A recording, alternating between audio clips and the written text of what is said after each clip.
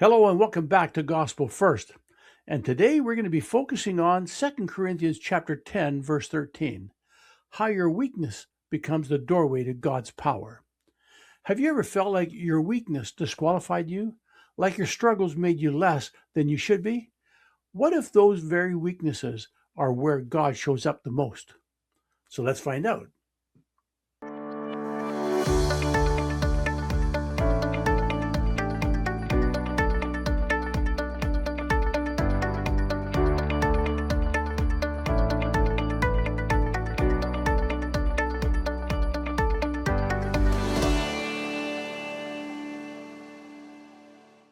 Then Paul says in 2 Corinthians chapter 12, verse 9, "My grace is sufficient for you, not despite your weakness, through it.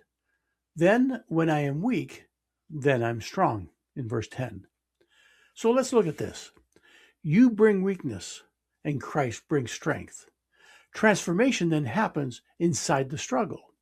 There was a season where things didn't go the way I planned. There was stress and pressure of life. And I kept asking, why? Then the question changed. What is God doing through this? And slowly, I began to change. Not instantly, but deeply. Now we see that Paul warns us in 2 Corinthians chapter 11, verse 4.